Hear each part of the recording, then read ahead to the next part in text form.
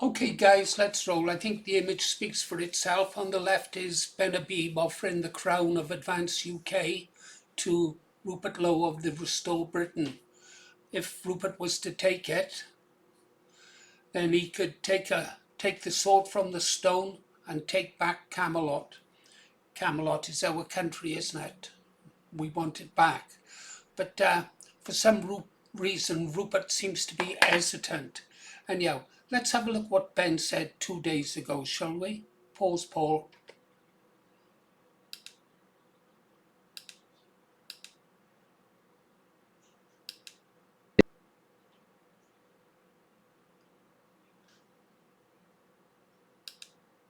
A few times on the media what my position as leader of Advance UK would be if Rupert Lowe were to set up such a party. So I want to clarify my position.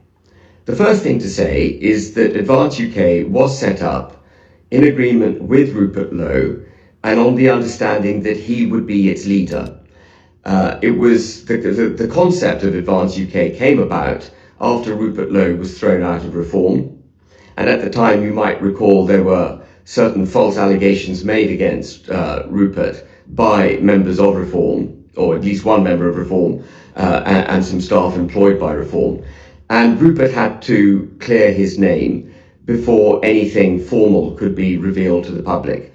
And also, the party needed to be set up. So while Rupert went about defending his good name, I did the work required to put a constitution in place, think about the various steps that were required to launch a new party, and behind the scenes get a team in place, a corporate structure, a bank account, and so on. And that was all more or less achieved by May last year, when coincidentally the false allegations made against Rupert also sort of evaporated. I think the police dropped declined to take any further the complaints made by Zia Youssef. And I think it was about that time that Rupert, who I had thought would lead Advance, decided actually he didn't want to go into a political party, that he wanted to lead a movement instead. And I disagreed with Rupert on that point. I couldn't see any point in a political movement. In order to deliver change, which this country so desperately needs, it has to be done through a political party. The only way to change things is to be in government and to be elected and have a democratic mandate to do it. That can only be done through a political party. So as admirable as all the arguments and shifting of the Overton window that can be achieved through a movement, it isn't the vehicle that can actually save the United Kingdom. So I reluctantly stepped into the leadership position of Advance UK. But, and this is a big, big but, when I took over as leader of Advance UK, when I decided I would fill that role because Rupert didn't want to be part of a political party at that stage, I only did so after having reflected on it very deeply and utterly committing myself to that role. I am totally committed to leading Advance UK. We now have 40,000 members. We are a politically registered party with the Electoral Commission. And I can tell you that we are doing great things nationally. A lot of former reformers, the grassroots of reform, are signing up to us, wishing to join us as candidates, wishing to join our branches, and councillors also. Reform councillors who are sick of reform are joining us. There have been a number of announcements made by Advance UK over the last few weeks, and there will be announcements coming out of Advance UK going forward.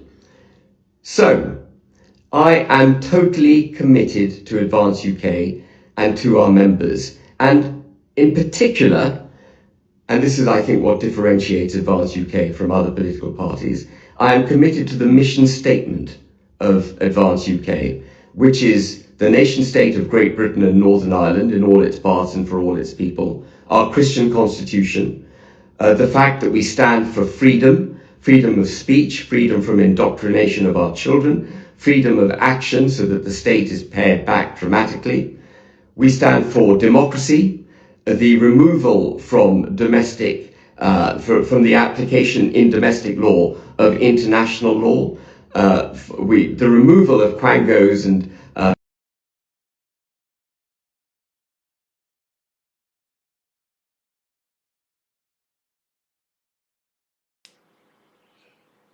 Okay then, guys. Well, you heard what Ben had to say. I've put together 4 reasons why Rupert might be hesitating.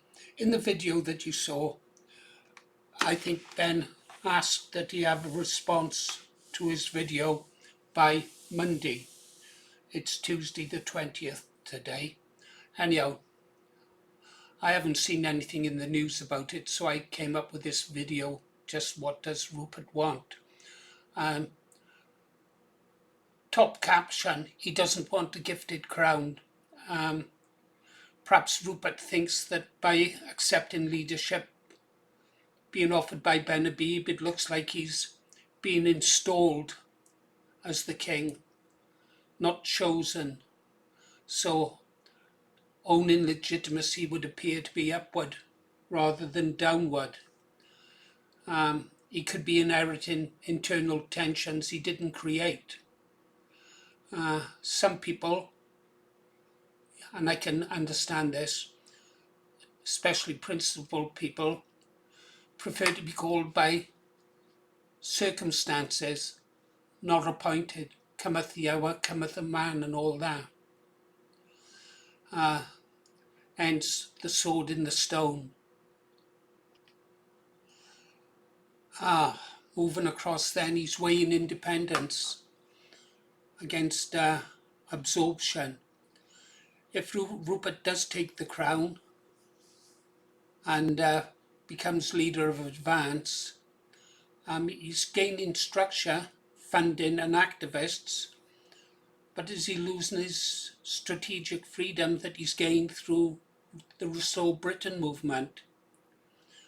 He's also bound to past decisions taken by the college, and Ben. He's also taken on alliances and baggage that we may not be aware of.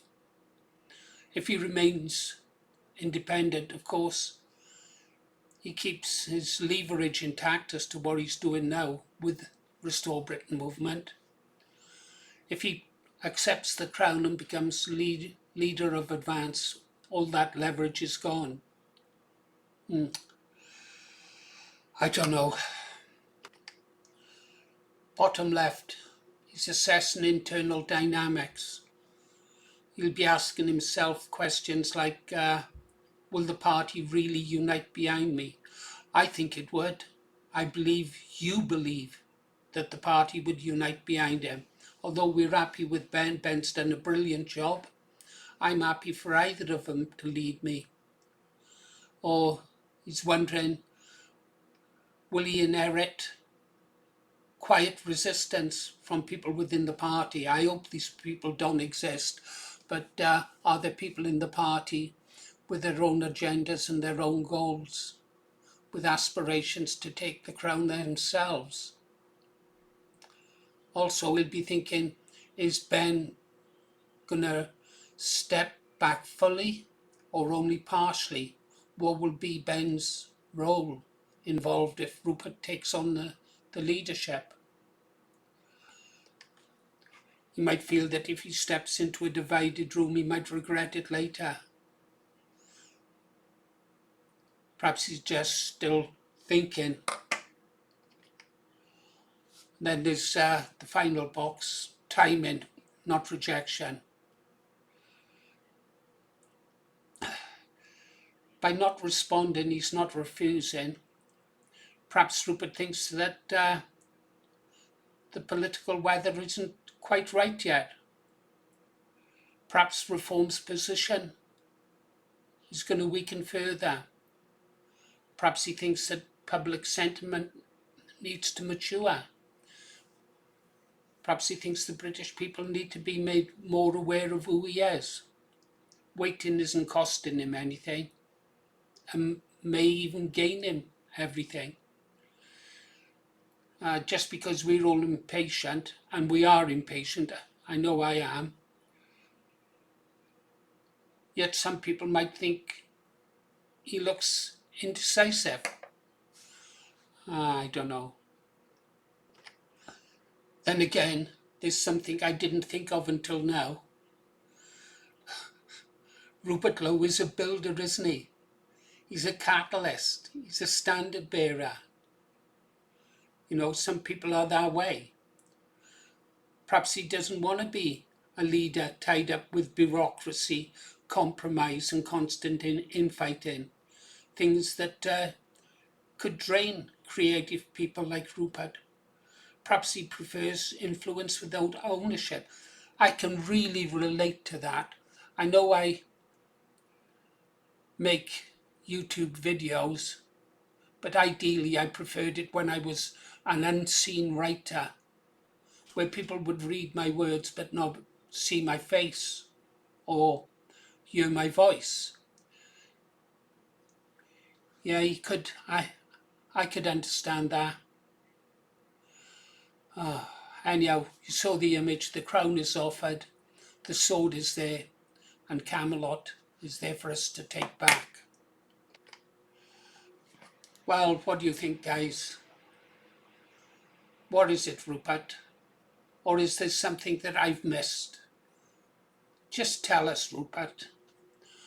Okay, guys, you've been listening to Paul Morris, The Green Arrow. Tell me your thoughts in the comment section. Bye.